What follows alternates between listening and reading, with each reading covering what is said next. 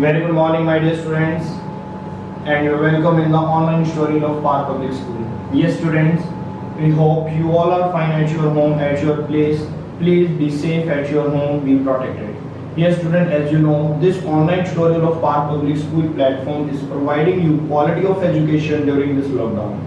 And students, in this video, in this lecture, you will cover each and every concept related to the CBSE as well as the competition.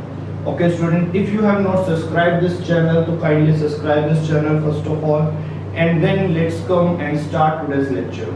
Yes student, please come with full of energy and full of concentration for today's lecture, and please sit straight on your chair and open your notebook and maintain your notebook properly and write your notes neat and clean. Yes student, let's start today's lecture. Yes student, today's topic is power in AC circuit. बेटा AC circuit में जब हम power को calculate करते हैं तो वो power constant नहीं होती, अकॉर्डिंग टू द इनपुट. जैसे AC है, ये अपनी वैल्यूज को चेंज करता रहता है, तो उसके अकॉर्डिंग पावर भी चेंज होती है. तो हमें कितनी पावर लेनी है, जैसे कल हमने जो टॉपिक किया था, कल हमने एक इफेक्टिव वैल्यू ली थी करंट की, कि हमें कितनी करंट की इफेक्टिव वैल्यू लेनी है, वोल्टेज की कितनी इफेक्टिव वैल्यू लेनी है. तो तुमने एक रिलेशन बनाया था, किसका रिलेशन बनाया था बेटा, IRMS के अंदर एक रिलेशन बनाया था, I नॉट डिवाइडेड बाय √2 आएगा, जिसको सॉल्व करके तुम्हारा 0.707 I नॉट आया था. ठीक है ना, ये I ले लो या E ले लो, यहाँ पर ERMS भी लिख सकते हैं.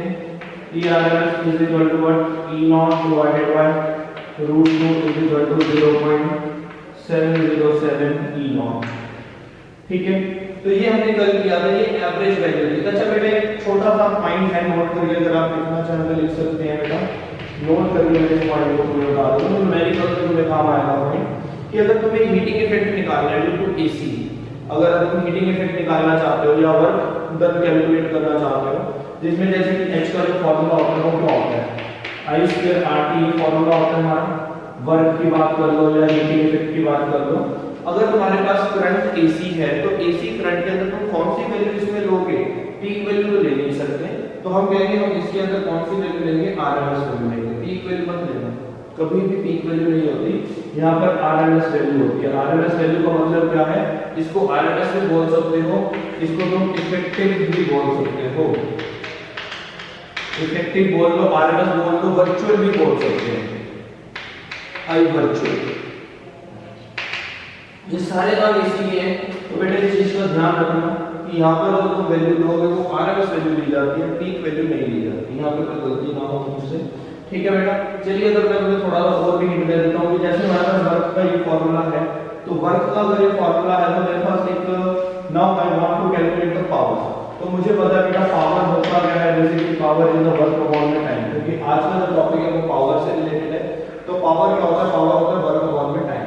तो बेटा वर्क का ऑलरेडी हमारे पास फॉर्मूला है I2RT. अगर मैं इसको चाहूं तो मैं इसको VIT भी लिख सकता हूं, क्योंकि अगर मैं V के अंदर ओम्स लॉ पुट कर देता हूं, V is equal to IR, Ohm's law क्या होता है, V को IR लिख देता हूं, तो ये बन जाता है I2R. ठीक है ना, लेकिन मैंने V को नॉर्मल V लिख दिया VIT, और अगर इसको टाइम से डिवाइड करूंगा तो T से T कैंसिल हो जाएगा, तो पावर का फॉर्मूला आएगा हमारे पास VI. अब I यहाँ पर बेटा कौन सा लेना पड़ेगा, तुम्हें यहाँ पे IRMS लेना पड़ेगा, या फिर कहने का मतलब है I तो चेंज होता रहेगा तो पावर भी चेंज होती रहेगी. तो हम एवरेज पावर कैसे लेंगे, वो एवरेज पावर हम कैसे निकालेंगे. तो आज का हमारा ये टॉपिक है. जैसे कल हमने IRMS निकाला ना, तो आज हम P की एक वैल्यू निकालना पसंद करेंगे. तो ये जो आज डेरिवेशन हम करेंगे बहुत इंपॉर्टेंट डेरिवेशन है. सेकंड बेटा साथ साथ लिखते रहना, थोड़ी सी लेंथी डेरिवेशन है, लेकिन ध्यान रखना मैं तुम्हें जो जो पॉइंट्स बताऊंगा, जो जो आइडेंटिटीज बताऊंगा ट्रिग्नोमेट्री की, उसको साथ साथ देखते रहना. कैलकुलेशंस इजी हैं, कैलकुलेशन में मुश्किल नहीं है, लेंथ ही ज्यादा है बट इजी. तो थोड़ा सा कंसंट्रेशन बनाए रखना अपना. ठीक है, और साथ साथ नोट डाउन करते रहना. ठीक है स्टूडेंट, ये तुम्हें पॉइंट समझ आ गया. और अगर तुम्हें कभी हीटिंग इफेक्ट निकालना हो तो यहाँ पे कौन सी वैल्यू लगेगी, RMS वैल्यू होगी. ओके चलिए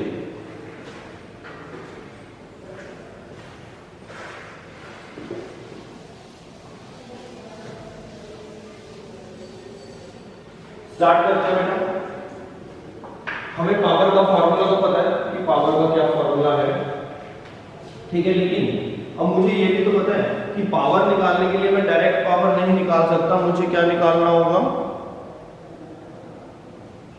मैं डायरेक्ट पावर नहीं निकाल सकता, मुझे क्या निकालना होगा बताइए, मुझे पहले वर्क डन निकालना होगा, उसको टाइम से डिवाइड कर दोगे तो पावर आ जाएगी। चलिए तो हम यहाँ पे वर्क डन निकालते हैं बेटा, एक छोटा सा वर्क डन ले लेते हैं, या पहले ऐसा कुछ लिख लेते हैं ऐसे ही हो जो वैल्यूज हमें पता है, हम एटलीस्ट उन वैल्यूज को तो पहले लिख दें। हमें एक तो बेटा ई की वैल्यू पता है, ई नॉट साइन ओमेगा टी मुझे लेनी होती है, और आई की वैल्यू में मुझे पता है I naught sine omega T plus five, ठीक है। ये बेटा एलसीआर सर्किट वाली वैल्यू है, याद करो एलसीआर सर्किट में दो टाइप का मैंने पूरी सर्किट बताया था, इंडक्टिव एंड कैपेसिटिव सर्किट। तो प्लस 5 वाला मैंने यहाँ पर ऑप्शन ले लिया है क्योंकि प्लस भी हो सकता था माइनस भी हो सकता था, मैंने प्लस इसलिए लिया कि मैंने कैलकुलेशन थोड़ी सी इजी रही। चलिए आगे बढ़ जाते हैं, तो अब वर्क डन की बात करते हैं ना। Work done, work is to be done, work is to be done in time dt time में कितना वर्क होगा बेटा, this implies dw is equal to अभी मैंने फॉर्मूला लिखा था v i dt, ठीक है। v i हमारे पास है तो dw को हम क्या लिख सकते हैं, यहाँ पर v को लिखो बेटा e i भी बोल सकते हो, इसको जरूरी नहीं है v लिखना है, इसको तुम e i भी लिख सकते हो क्योंकि e वोल्टेज होती है, यहाँ पर वोल्टेज की जगह पर e लिख सकते हैं, कोई प्रॉब्लम नहीं है। होल्ड कीजिएगा स्टूडेंट्स एक सेकेंड।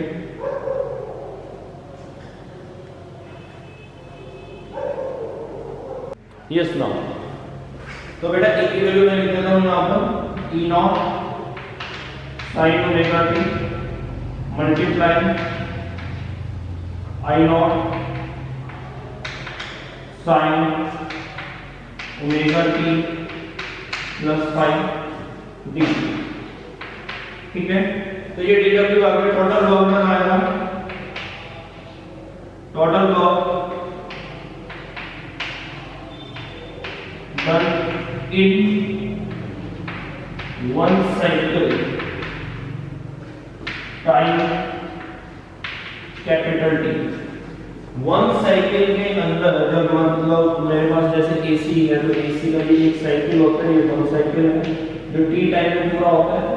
इस पूरे एक साइकिल में कितना वर्क डन होगा तो ये हम निकाल लेते हैं। तो कैसे निकलेगा, this implies capital work done, ये वर्क डन एसी करना है, ठीक है। तो ये आ जाएगा बेटा इंटीग्रेशन ऑफ डी। चलिए अब मैं यहाँ से सारा रफ कर रहा हूँ और रफ करके चलो थोड़ा सा यहाँ पे करते हैं, फिर आगे बढ़ेंगे, जितना कर सकते हैं कर लेते हैं।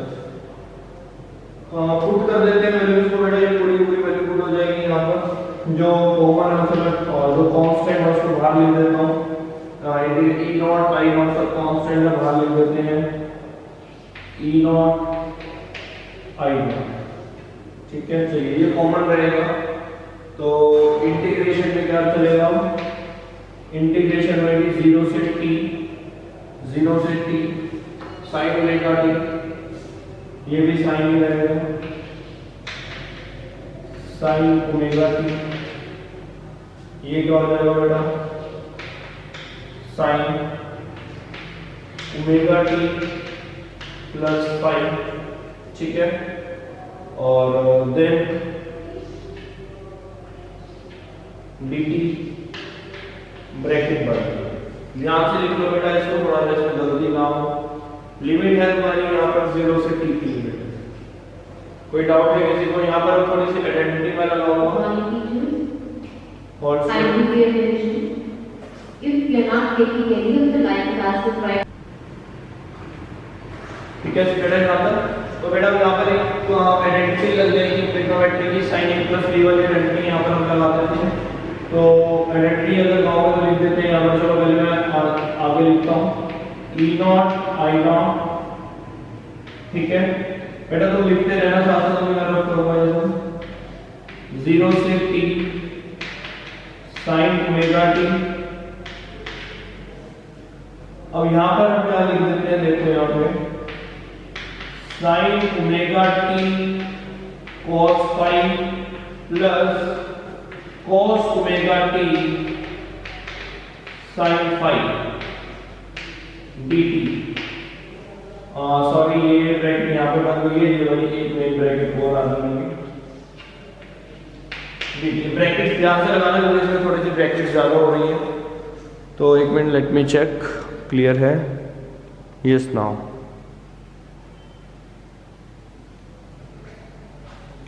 क्लियरली ब्रैकेट्स को लगाइएगा थोड़ा, मैं आगे से रफ कर रहा हूँ इस क्वेश्चन को सारा।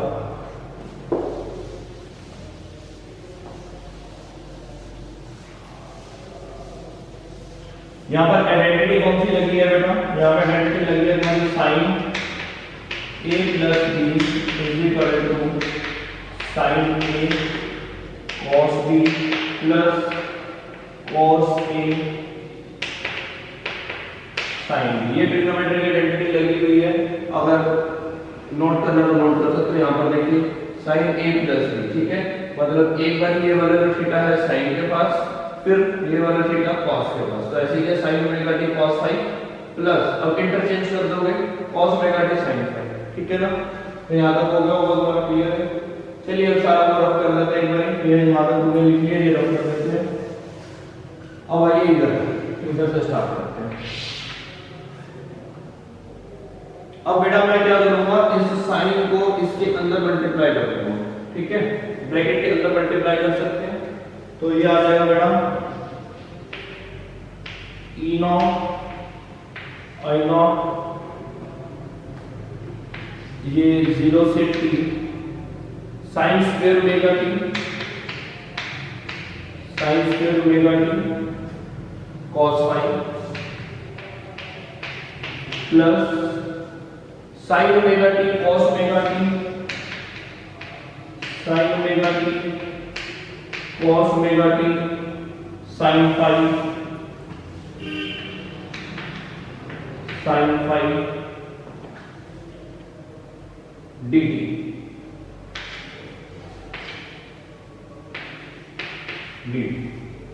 ब्रैकेट बंद, इंटीग्रेशन है ना, बस ठीक है, नो नीड यहाँ ब्रैकेट बंद हो जाएगा, क्लियर? क्योंकि ये भी तो कॉमन चल रहा है ना।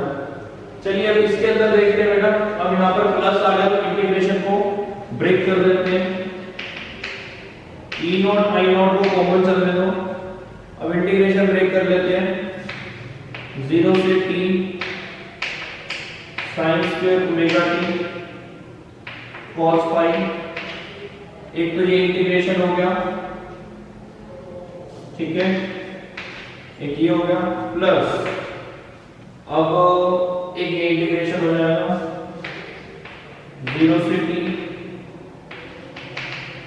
साइन ओमेगा t, सॉरी यहाँ पर dt भी आएगा, dt इंटीग्रेशन ब्रेक हो रहा है तो dt यहीं पर आएगा, फिर integration sine omega t cos omega t sin phi dt, complete bracket बना। क्लियर हो गया बेटा? ये इंटीग्रेशन दो पार्ट्स में डिवाइड हो गया, ठीक है ना? हो जाएगा तो फिर प्लस है ना बीच में, इसको अलग इंटीग्रेट करेंगे, उसको अलग इंटीग्रेट करेंगे, ये दोनों के साथ कॉमन है, इसलिए लार्ज ब्रैकेट लगी हुई है, कर्ली ब्रैकेट भी लगा सकते हो। चलिए ई नॉट आई नॉट अभी हमारा एग्जाम्पल चलेगा, इसका इंटीग्रेशन कर देते हैं। तो बेटा इसमें ये तो कांस्टेंट है cos phi, ठीक है, ये कांस्टेंट है cos phi as it is. अब sin स्क्वायर ओमेगा t, मैंने तुम्हें पहले भी बताया था, एक इफेक्टिव वैल्यू जो कल हमने करी थी, इफेक्टिव वैल्यू में मैंने तुम्हें बताया था कि जब तुम्हें स्क्वायर का इंटीग्रेशन करना हो तो तुम्हें क्या करना है, t के रिस्पेक्ट में करना है तो t/2 कर दोगे। क्या कर दोगे यहाँ पर? t/2 कर दोगे, ओके। तो ये आ जाएगा बेटा t/2, यहाँ पर इसका क्या कर दिया हमने, t/2 कर दिया, कोई डाउट यहाँ पर? नेक्स्ट ये इंटीग्रेशन हो चुकी है, लिमिट लग चुकी है, सब कुछ कंप्लीट है, यहाँ से लिखा मैंने, क्योंकि जब भी sin स्क्वायर ओमेगा t वाला फंक्शन आए हमारे पास तो तुम क्या कर सकते हो, डायरेक्ट ऐसे उसका आंसर लिख सकते हो t/2 करके, ये कांस्टेंट एज इट इज आ गया, ठीक है। अब dt इंटीग्रेशन का साइन लिमिट कुछ नहीं लगाना, तो एक स्टेप पूरा हो गया। इसकी इसको भी सॉल्व करना बाकी है, इसको हम सॉल्व करेंगे। तो यहाँ पर फिर से फॉर्मूला लगेगा, पहले तो sin फाई को बाहर लिख दो। sin फाई का कांस्टेंट है इंटीग्रेशन 0 से t sin omega t cos omega t dt bracket close. ठीक है, अब यहाँ पर बेटा आइडेंटिटी लग जाएगी, साइन जो 2 थीटा वाली आइडेंटिटी है यहाँ पर वो आइडेंटिटी लगा देते हैं। Yes Muskan, are you listening? Yes sir. Okay, बताइए मुस्कान यहाँ पर कौन सी आइडेंटिटी लगानी है? Let me check. Sine A plus B वाली। साइन 2 थीटा वाली। तो देखिए बेटा यहाँ पर कौन सी आइडेंटिटी लगेगी, तो ऊपर से रफ कर रहा हूं।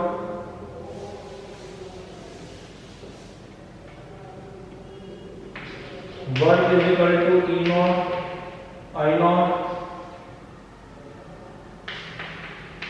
cos phi t by 2 plus sin phi। यहाँ पर बेटा आइडेंटिटी लगेगी 0 से t sin 2 theta divided by 2 theta. Theta क्या है यहाँ पर देखिए, थीटा सेम है ना, तो ओमेगा टी, तो ये आइडेंटिटी लगती है sin 2 थीटा डिवाइडेड बाय 2 से मल्टीप्लाई 2 से डिवाइड सबको पता है। चलिए, और dt। ठीक है, अब इसका इंटीग्रेशन रहेगा, तो इसका इंटीग्रेशन करते हैं नेक्स्ट स्टेप। बहुत सिंपल है, मैंने कहा था आइडेंटिटी याद रख लेना। यहाँ पर sin 2 थीटा वाली आइडेंटिटी लग रही है। ठीक है, now w is equal to e not I not. कईयों को कंफ्यूजन हो जाता है आइडेंटिटी में, ऐसे कि थीटा सेम है, तो क्या करेंगे, साइन जो भी थीटा है उसके साथ 2 मल्टीप्लाई होगा। ठीक है, डिवाइड होगा 2, ये आइडेंटिटी यहाँ लगी। चलिए, ये आइडेंटिटी चलेगा अभी भी, ब्रैकेट बंद कर देते हैं लास्ट में। cos phi t by 2 as है स्टिल।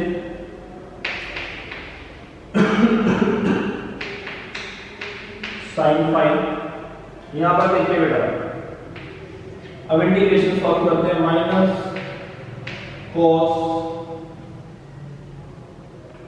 और 2 omega t multiply, sorry multiply नहीं होगा, इंटीग्रेशन में डिवाइड होगा। 2 ओमेगा t डिवाइड होगा, जब इसका तो इंटीग्रेशन करोगे 2 ओमेगा t का, तो इसका इंटीग्रेशन आएगा 2 ओमेगा। अगर इसका इंटीग्रेशन 2 ओमेगा को डिवाइड करना है तो 2 ऑलरेडी पढ़ा था, ये हो जाएगा 4 ओमेगा। ठीक है, और लिमिट लगेगी बेटा 0 से t ब्रैकेट बंद। इंटीग्रेशन हो गया। यहाँ पर बच्चा कंफ्यूज हो जाता है कि 2 ओमेगा से डिवाइड क्यों किया, क्योंकि जब साइन का तो इंटीग्रेशन तुमने माइनस cos थीटा कर दिया, बट जब उसके थीटा का इंटीग्रेशन करोगे, क्योंकि थीटा के अंदर t है, तो उसके थीटा का जब इंटीग्रेशन करोगे तो 2 ओमेगा t है, तो 2 ओमेगा इंटीग्रेशन आएगा 2 ओमेगा, लेकिन वो डिवाइड में आएगा तो डिवाइड करेंगे। चलिए अब आगे चलते हैं। इसके बाद देखिए क्या होगा बेटा,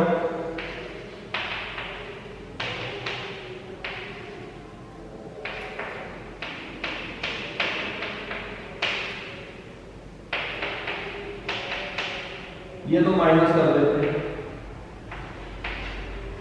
इसमें देखिएगा cos 2 ओमेगा को मैं क्या लिख सकता हूं, 2 पाई बाय t लिख सकता हूं। अपर लिमिट पुट करो इस t को, इस t में अपर लिमिट पुट करो, तो ये भी क्या हो जाएगा, multiply t divided by 4 omega minus lower limit put करेंगे तो क्या आएगा, cos 2 ओमेगा मल्टीप्लाई t जो है वो 0 हो जाएगा डिवाइडेड बाय 4 ओमेगा ब्रैकेट बंद, डबल ब्रैकेट बंद होएगी यहाँ पे। ठीक है, चलिए तो इसके बाद बेटा क्या होगा यहाँ पर ध्यान से देखते हैं।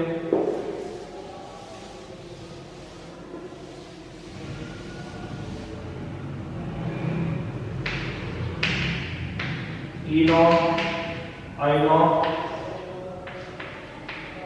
cos phi t by 2 minus sin phi, ये t से t कैंसिल हो जाएगा तो ये बन जाएगा cos 4 pi divided by 4 omega minus, और ये 0 हो जाएगा तो ये बन जाएगा cos 0 डिग्री 4 ओमेगा ब्रैकेट कर। बेटा इसमें क्या होता है कि जो cos 0 की वैल्यू होती है वो कितनी होती है, cos 0 की वैल्यू होती है 1, cos 4 pi की वैल्यू भी 1 होती है, नोट करके चल लिख लेना cos 4 pi = 1, ठीक है। तो अगर नहीं पता तो लिख सकते हैं E naught I naught cos phi t by 2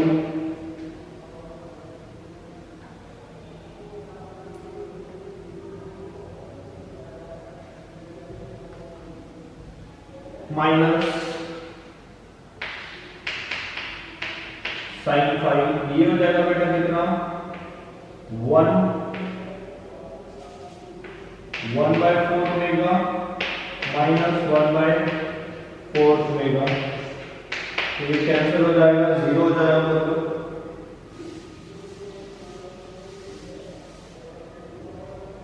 तो वर्क आ जाएगा तुम्हारा E naught I naught cos phi t by 2 minus sin phi multiply 0, अगर 0 से मल्टीप्लाई करोगे तो 0 हो जाएगा सारा, तो वर्ग आ जाएगा E naught I naught cos phi t by 2, वो तो 0 हो गया सारा। तो ये बेटा तुम्हारा वर्ग आ गया, तो इसको कुछ ऐसे लिख लेते हैं, यहाँ पर देखिए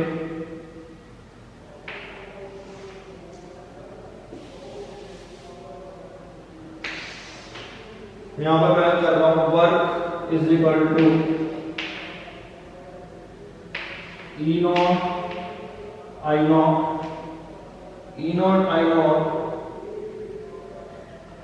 1/2 को आगे लिख लेता हूं t cos phi, पावर क्या लिखेंगे बेटा, पावर हो जाएगा वर्ग अपॉन में टाइम, तो वर्ग अपॉन में टाइम में क्या हो जाएगा half E naught I naught t cos phi divided by t से t कैंसिल हो जाएगा, तो पावर आ जाएगा हमारे पास कितना half E naught I naught cos phi, ये बेटा पावर का फॉर्मूला आ गया। यहाँ तक किसी को कोई डाउट है तो बेटा वो मुझसे पूछ सकते हो। अच्छा इसे थोड़ा सा मैं आगे एक्सटेंड करूंगा, अभी यहाँ पर हम रुकेंगे नहीं, वैसे तो पावर का फॉर्मूला आ चुका है, लेकिन इसका फॉर्मूला तो पावर के लिए इसमें कभी कभी क्वेश्चन आता है कि जो पावर फैक्टर है वो क्या होता है। यहाँ पर जो बेटा जो cos phi है, here cos phi is the power factor, here cos phi is power factor, ठीक है। तो इसमें मैं सिर्फ तुम्हें ये बताना चाहता हूँ कि ये दोनों वैल्यूज कौन सी हैं और ये कौन सी वैल्यू है एक्चुअल में, ठीक है। क्योंकि अगर मैं यहाँ पर चेक करता हूँ तो चेक करने में मुझे क्या दिखता है कि E और I, E मतलब V वोल्टेज, वोल्टेज को जब करंट से मल्टीप्लाई करो तो ये तो पावर है, तो ये कौन सी पावर है, तो ये कौन सी पावर है, ये मैं तुम्हें जस्ट बताना चाहता हूँ, ठीक है। तो लेट मी चेक,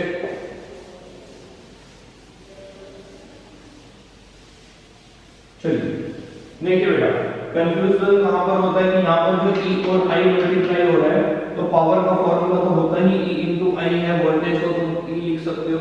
तो यहाँ पर हम लिखेंगे बेटा इस 2 को ऐसे लिख देते हैं, देखिए E is equal to E naught by root 2 ठीक है, multiply I not by root 2, कोई फर्क नहीं पड़ेगा ना, cos फाई, ये बन गया। अब तुम ऐसा कि तुम जानते हो, अभी आप कल तुमने किया था, आज भी मैंने तुम्हें पहले यही बताया था, रिवाइज करवाया था कि जो मेरे पास ई आर एम एस या आई आर एम एस होता है, ई आर एम एस जिसको तुम ई वर्चुअल भी बोल सकते हो, ई वर्चुअल मतलब जो दिख नहीं रहा, इमेजिनेशन है, उसकी जो वैल्यू होती है वो ई नॉट बाय रूट 2 की तो होती है। ऐसे ही आई आर एम एस की या फिर आई वर्चुअल की जो वैल्यू होती है वो आई नॉट बाय रूट 2 होती है। तो इनकी जगह पर मैं ये आर एम एस वैल्यू लिख सकता हूँ, या वर्चुअल वैल्यू लिख सकता हूँ। तो ये हो जाएगा बेटा T इज इक्वल टू, ये जो है इसकी जगह पर मैं लिख सकता हूँ E R M S multiply I R M S, या वर्चुअल भी लिख सकते हो, ठीक है, multiply cos phi. What is the cos phi? cos phi is the power factor. चलिए आगे देखते हैं।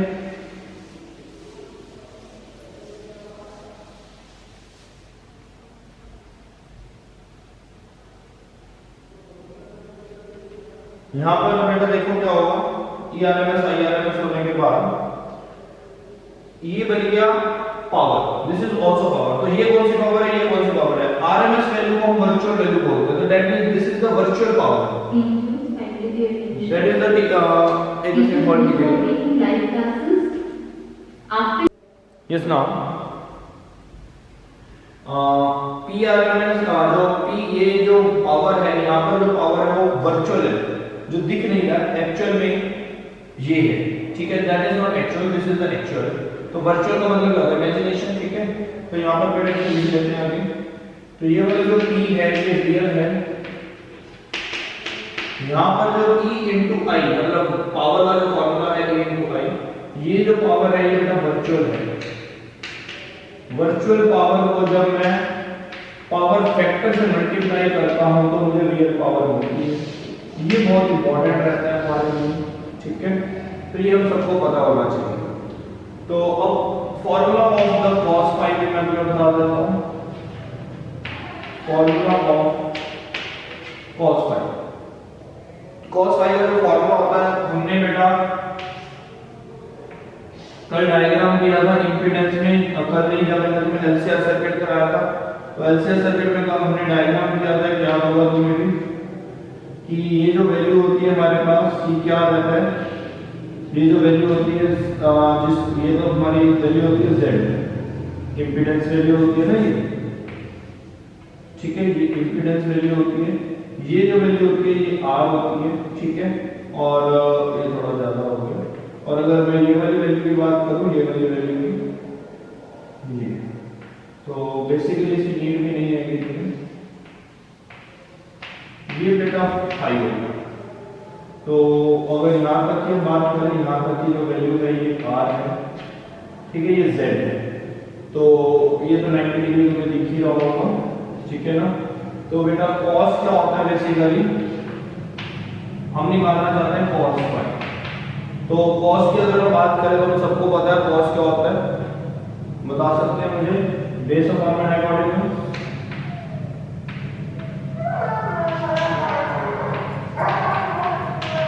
तो r बाई z इसका फॉर्मूला बनेगा, ठीक है, ये सभी लिख लेंगे। चलिए ठीक है स्टूडेंट्स, बस आज इतना ही करेंगे। आज तुमने बहुत इंपॉर्टेंट पार्ट कवर किया इस चैप्टर का, जिसमें तुमने virtual power, real power, cos power factor cos phi, उसको भी निकालना समझा। ये कल हमने इंपीडेंस वाला जो डायग्राम बनाया था, ग्राफ बनाया था, ये वही डायग्राम है बेटा, ये इंपीडेंस होता था, ये r होता था, याद है, ठीक है।